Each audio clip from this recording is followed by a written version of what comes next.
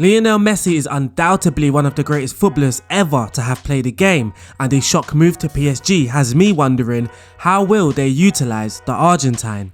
In attack, PSG already have top quality players in Neymar and Kylian Mbappe, but throwing Messi into the mix gives Pochettino a great deal of versatility. The PSG manager has previously used a 4-2-3-1 where Messi could be the number 10, dropping deep to collect the ball before progressing with the ball at his feet, beating defenders for fun and bringing in others. Or in a 4-3-3, he could do similar but as the false 9 with Neymar and Mbappe on either side making runs in behind. Maybe he could play on the right of the 4-3-3, drifting inside with Mbappe on the shoulder of defences and Hakimi getting up and down the right flank in support. Today's tactical analysis will look at where Messi may play for PSG based on their most recent Ligue 1 game against Strasbourg, in which they won the game 4-2. So if you like this type of content, make sure you are subscribed to the YouTube channel, make sure you like the video, leave a comment if you have any recommendations and share the video. But also, if you enjoy watching free football or enjoy seeing stats and keeping up with the latest football news, then check this out. OneFootball and the RDF Tactics channel have chosen to collab once again. Downloading this app would help this channel out in many ways, but why exactly should you download it? The OneFootball app is an excellent app for football fans. It's the best place to check recent news, legally watch matches, yes, for free, and you can follow your team and be notified when something major happens. It's also great to check out the latest transfer rumours, and if you're like me, you don't want to miss out on any rumours. Transfer season can be fun. Once all the league starts up as well, it's a great app to check statistics. This channel creates recreations. Using the OneFootball app helps grab vital stats, but also you will have access to team lineups before the football match starts. This is a great app if you want to follow football around the world or get the latest news just on your team. So make sure you try it out, but it does also help this channel out a lot and gives it many great opportunities to grow. So give it a go and I promise you won't regret it.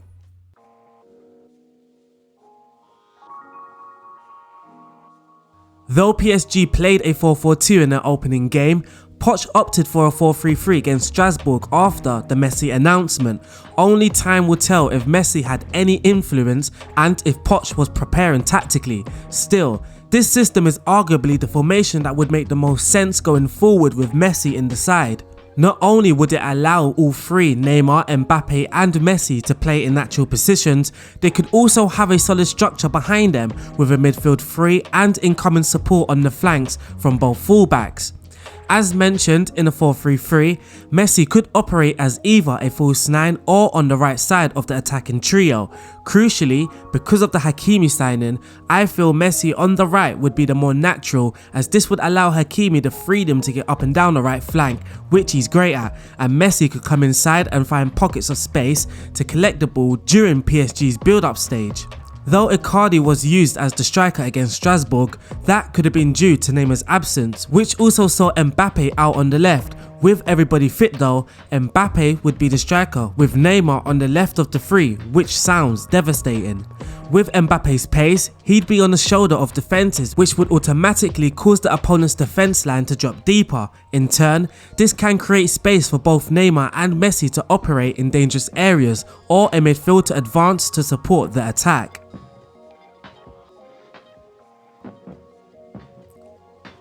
Playing out from the back last season, Neymar and Mbappe often took turns dropping deep and engaging in the build-up. Messi in the side allows Mbappe to stay further ahead, whilst Messi does the larger parts of dropping deep into the midfield. Though, against Strasbourg, the attack line rarely dropped as the midfield three was enough for PSG to play out comfortably. The centre-backs went wide, the pivot dropped to receive, with the full-backs high and wide as well. But if the opponents choose to put an extra number in midfield to make it more difficult for PSG to play out, then Messi could be the one to drop into midfield to provide that extra number for PSG and be the link between the build-up stage and the creation. Neymar is also very likely to drift deep and engage in the build-up process, which helped Verratti and Paredes in the initial moves. With Neymar dropping deep, they were afforded more time and space to get their heads up when being pressed, with Neymar's dropping pulling defenders away. When building up against Strasbourg, PSG tend to use the central areas often, and this could see Messi seeing a lot of the ball and being heavily involved during the build-up stage. On occasions, even when the left-back Diallo received the ball, he'd either look for a pass or dribble inside with a runner running out to create space for Diallo to operate.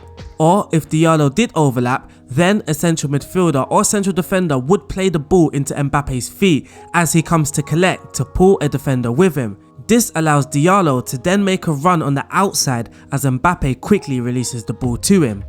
During PSG's build-up, Messi will undoubtedly add quality, and if the Strasbourg game is anything to go by, then Messi will be heavily involved in play just as he was at Barcelona.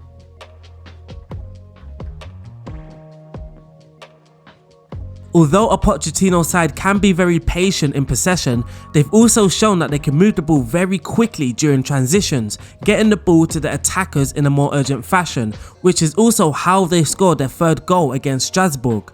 PSG set pressing traps and pounced on backward passes or loose touches.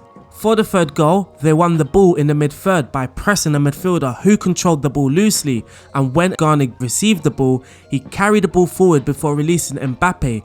Mbappe then showed excellent trickery out on the flanks, dinked across at the far post for an easy tap-in for Draxler.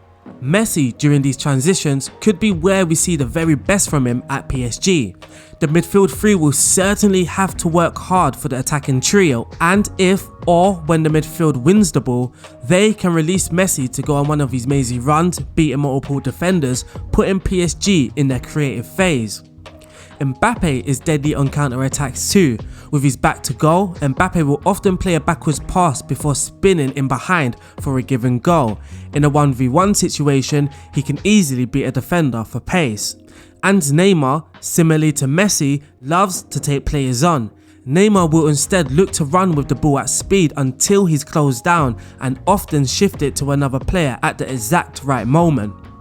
As they advance, PSG have plenty in attack to break down any defence in the world of football.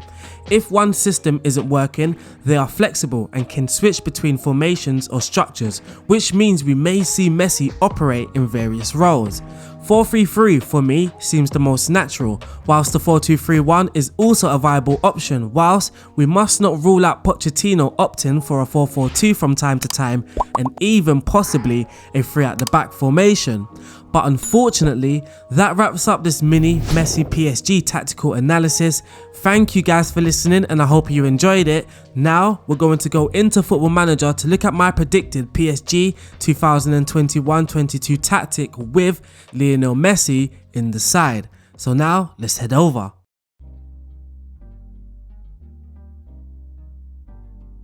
For my predicted tactic, I went for a 4-3-3, so the instructions are also based off what I saw from the Strasbourg game. And then of course I tried to implement what Messi can bring into PSG into the tactic. So we'll look at the instructions and the player roles before then looking at the results that we simulated with PSG.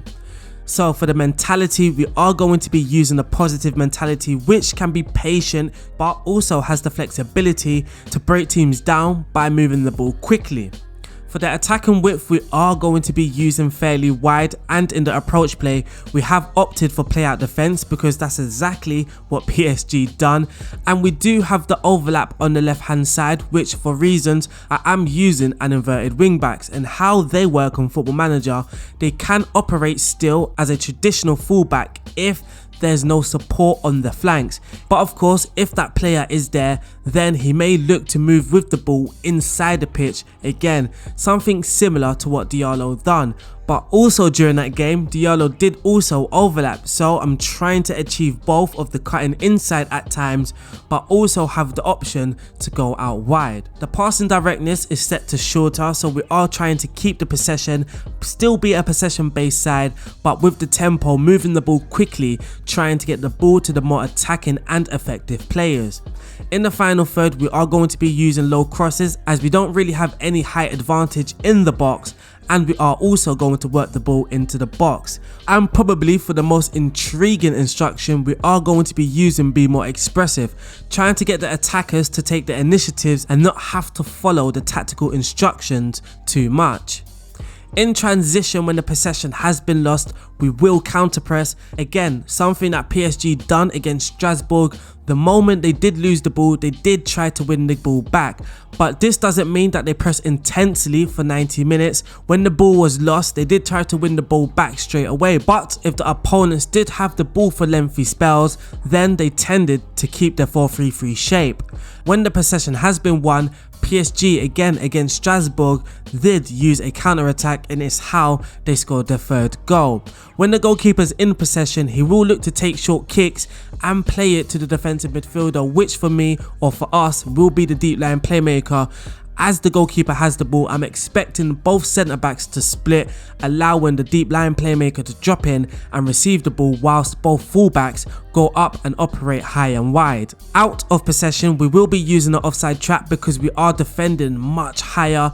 Against Strasbourg, the defence line's average position was very near the halfway line and the line of engagement. We will be using higher, not really allowing the opponents to play out the back freely. But again, this doesn't really translate into a very high and intensive press, which Pochettino doesn't really use. Our defensive width is set to force the opposition outside. The pressing intensity is set to slightly more urgent, but this is by default. And importantly, when you are playing against the bigger sides, you should move this notch higher up by 1. This worked more effective against the sides that had possession, so you know, the Marseilles and Lyon in the Ligue 1, or most teams in the Champions League I found anyway. It is recommended you increase your pressing intensity for those games, but by default and against everybody else, slightly more urgent should be used. So for the player roles in goal, we are going to be using a sweeper keeper on the defensive duty. He's instructed to pass it shorter and take fewer risk. The left wing back is the inverted wing back on the supportive duty. He's going to close down more, leaving his position helping with the defensive side of things out on the flanks, as we aren't expecting the inside forward or Neymar and Messi to do too much closing down and defending. So he's going to close down more, tackle harder and mark tighter. The complete wing back has similar instructions, but he's going to cross from the byline.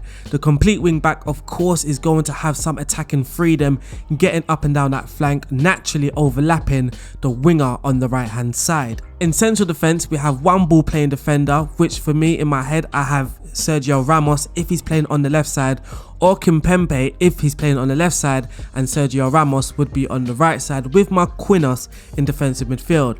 That's the idea I have in my head anyway. So on the right hand side of central defence, we have the central defender, someone that's going to be more safe in possession, as the ball playing defender will look to initiate counter-attacking moves.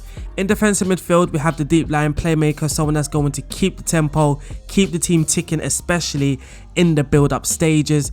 And in central midfield, we have a Mazzala on support, mostly or really because the Mazzala likes to do his defending higher up the pitch, and again, we aren't expecting the front three to do too much pressing in closing down, so the midfield three have a lot of work to do. In central midfield as well, on the right side, we are using a central midfielder on the supportive duty. He's going to hold his position, not roam around too often, helping us maintain a structured shape in midfield. He's also going to tackle harder and mark tighter. On the left side of the attack, I have an inside forward on the attacking duty, trying to get what Neymar can do. He can cut inside, run at defences, go direct towards goal, or he can be creative, sending in crosses, taking more risks with his passing as well. Up top, we have the advanced forward, someone that can stay on the shoulder of defences. If my idea works, this means that this can drag the opponent's defence line backwards, and then that will allow space for the inside forward to cut inside and operate in dangerous areas. Also Messi as well. But he's also going to feed off the long balls, chase down the long balls, and he's going to be very useful on the counter attacks. Lastly, for the Messi role, on the right hand side, we are using the advanced playmaker. Everything I want it to go through Messi, so we are using the advanced playmaker on the right side on the attacking duty. He's going to dribble more with the attacking duty, run at defences, something that we want Messi to do, but naturally as a playmaker, the team will look to play to him, and he will also look to come and collect the ball, and then he can be creative. He has to sit narrower to be more involved in the attacking play and also get further forward. But that there wraps up my predicted 4-3-3 tactic that PSG may use at times during the season. I've called it NMM, of course, for Neymar, Messi and Mbappe. But now we are going to see the results and see how well Messi fitted in at PSG on Football Manager. So for the competitions, Ligue 1, PSG won that, which should be kind of normal. We are expecting that anyway. We didn't do the unbeaten, but we did play 38. We won 32. We drew 5, losing 1 game all season. And that 1 loss came at home, which is the most disappointing thing, against Lille. We had a goal difference of 96, so we know that we scored plenty of goals and a points tally of 101. Unfortunately, in the UEFA Champions League, we got knocked out in the final, losing to Liverpool in extra time as well. That game ended 3-2 to Liverpool. Mbappe scored 13 goals in the Champions League though, which is a lot of goals, and we did very well to get to the final, just collapsing at the very last hurdle. In the Coupe de France, we won that, and the Trophée des Champions, we also won that. So we did eventually win the treble, just missing out on the quadruple. We did reach the final in all cup competitions and we won the league, so it does look very good. In the Ligue 1, we scored 112 goals, which is by far the most, leaving second place by a little bit. We did have the most shots for in Ligue 1, as well as the fewest shots against, which is very good. For the best pass completion, we came in second with 91% and an average of 58% average possession, which is very good for a possession-based side, but also a team that looks to counter the opponents. We aren't in the top 8 for tackles won, but for the dribbles made, we topped that list, which I also hoped for with Neymar, Messi and Mbappe all in the same squad. For the clean sheets, we had the most clean sheets with 24 and the fewest conceded with 16, so defensively we were very solid. For the player stats, Mbappe and Icardi both scored 26 goals each. By the way, Icardi had a very good season, and you can see Messi in 4th place with 20 Ligue 1 goals. But not just 20 Ligue 1 goals, he also had 24 assists, so altogether he had a 44 goal contributions in the Ligue 1. Neymar also came second with 11 assists. For the most man of the match awards, Messi again with 18, 10 more than the player that came in second place. Mbappe makes the list with 5 man of the match awards. For the most key passes, 151 to Messi, so it seems like everything did go through Messi. For the most dribbles made, we have Neymar and Messi. Neymar completing 28 and Messi with 26. For the most clean sheets, we have Donnarumma on 24, and for the fewest conceded, Donnarumma again is there with 15. But in this video, we aren't going to go into the statistics too much. I noticed that my videos sometimes may drag a little, so if you want to check more statistics, my website has the full analysis as well, so you can check the website, which will have more of the Football Manager statistics. But what we can do is look at the schedule to see what went wrong or what went right. You can see plenty of greens. We started the league very well. We lost our first game of the season away against Benfica, but then we went on a very good unbeaten streak again.